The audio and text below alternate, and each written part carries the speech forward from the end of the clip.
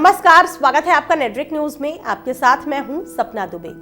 संविधान में दिए गए आम नागरिकों को 6 मौलिक अधिकार दिए गए हैं, जो किसी भी नागरिकों को आजादी से जीने, भारतीय नागरिक होने के नाते कई आजादी देती है।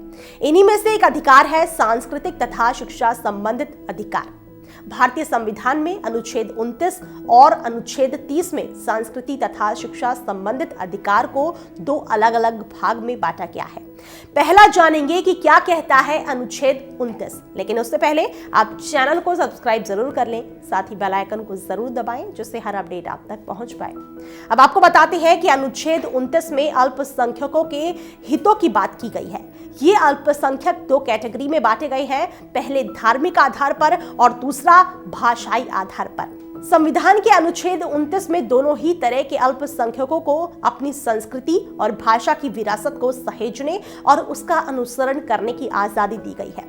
इसके साथ ही ये उनके सांस्कृतिक अधिकारों और हितों की रक्षा करने का भी अधिकार देता है। इसमें तय किया गया है कि किसी विशेष वर्ग या समुदाय को अपनी संस्कृति परंपरा को मानने का पूरा अधिकार है और कोई भी गैर संस्कृति को उन पर जबरन मानने के लिए मजबूर नहीं करेगा। क्या कहता है अनुच्छेद 30? संविधान के अनुच्छेद 30 के अनुसार भारत में रहने वाले सभी अल्पसंख्यकों को अपनी पसंद और संस्कृति के अनुसार शैक्षिक संस्थानों की स्थापना करने का पूरा अधिकार होता है। इसके अलावा उन्हें प्रशासन का भी अधिकार दिया गया है। कोई भी केवल इस आधार पर उन पर रोक नहीं लगा सकता है कि वो लोग अल्पसंख्यक हैं। अगर सरकार अल्पसंख्यकों की संपत्ति पर अधिग्रहण करना चाहती है तो सरकार को उसका पूरा मुआवजा देना अनिवार्य है। क्यों नहीं है निरपेक्ष? संस्कृति तथा शिक्षा संबंधित अधिकार पूरी तरह से निरपेक्ष नहीं है। किसी भी राष्ट्र या राज्य की जरूरी हितों की रक्षा, समाज के कल्याण के लिए अगर सरकार चाहे तो उचित कानून और सीमा निर्धारित कर सकती है। धार्मिक शिक्षा संस्थानों का अगर किसी कारणवश शैक्षिक संस्थानों में संविधान के बनाए नियमों का उल्लंघन होते पाया जाता है तो सरकार को यह अधिकार है कि वो उस संस्थान की कार्य प्रणाली में हस्तक्षेप कर सकती है। अल्पसंख्यकों की शिक्षा संस्थाओं को 3 अलग अलग भागों में बांटा गया है।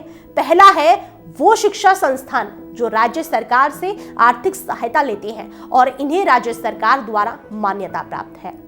दूसरा है वो शिक्षा संस्थान जो राज्य सरकार से मान्यता तो प्राप्त करते हैं, लेकिन उन्हें राज्य सरकार कोई भी आर्थिक सहायता देने के लिए बाध्य नहीं होती। तीसरा है वो शैक्षिक संस्थान जिससे ना तो सरकार से कोई मान्यता दी जाती है और ना ही कोई आर्थिक मदद। हालांकि इसमें से पहले और दूसरे वर्ग में सरकार सभी तरह की सहायता, जैसे कि शिक्षा व्यवस्था की देखरेख, बच्चों के लिए उचित चीजों का प्रबंध करना जैसे कार्य देखती है।